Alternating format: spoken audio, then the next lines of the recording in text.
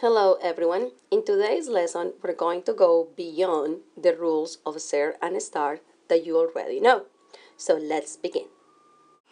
Let's begin with the uses of the verb ser.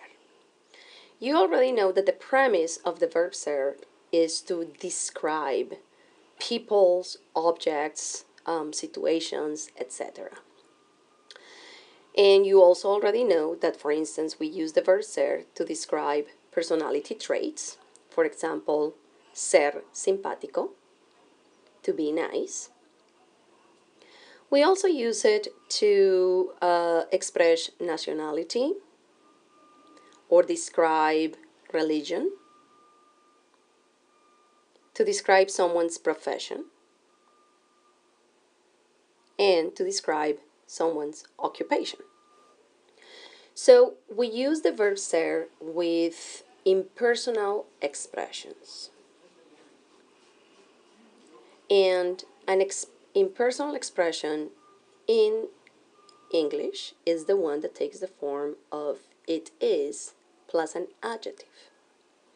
So if I want to say it's interesting, in Spanish I would simply say es interesante. So we use the verb ser with certain prepositions. And the first one is para. Para means to or for. And when we want to indicate for whom something is intended,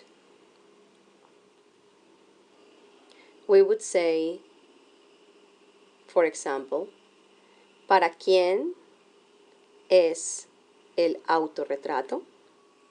So notice that in English you would say, who is the self-portrait for? But in Spanish you never end a sentence with a preposition. And then the answer would be, es para mi mamá or is for my mom. Para in Spanish is also the equivalent of in order to.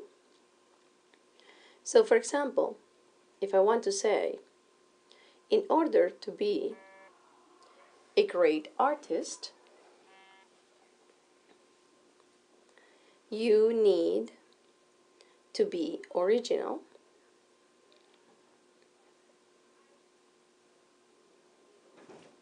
I will say, para ser un gran artista, hay que ser original. So notice that in English I need to have a subject and a verb, but in Spanish I can make the sentence more general by simply using the expression hay que, which means tener que. The verb ser is also used with the preposition de when I want to mean origin or from. For instance, I am from Colombia, soy de Colombia. When I want to specify the material that something is made of, for example, la botella es de plástico, the bottle is made out of plastic. And when I want to indicate possession, for example, el libro es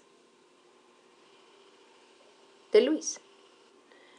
I also use the verb ser with the preposition en when we want to indicate the location of events. For example, el concierto de Drake fue en San Jose. Drake's concert was in San Jose. The concert is the event. Valpo Ball es and Sequoia High School. The event of Palpa Bowl is at Sequoia. Now let's take a look at the uses of estar. And we're going to begin with the preposition en. So unlike the verb ser, that I'm indicating the location of events, in the case of estar and the preposition en, I am indicating the location of objects or people. For example, Mr. Victoria está en su oficina. The second use of the verb estar is to indicate progressive actions. So it's basically the verb in the form of ing in English or ando yendo in Spanish.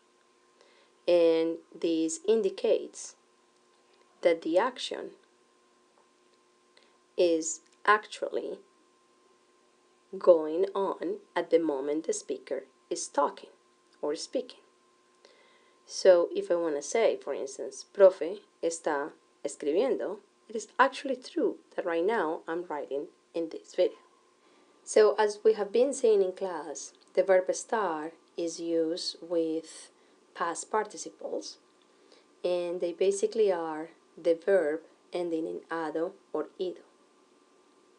And what they indicate is basically the result of an action, or they also describe a condition. For example, la playa está sucia. The beach is dirty. So the last use of the verb estar is to express a characteristic that we perceive at the moment. For example, we know that people usually don't like the food cafeteria and they think the food is bad. La comida en la cafetería es mala. But if I want to express that today the food was good, then in Spanish I would say, hoy la comida de la cafetería estaba buena. And that's it for today.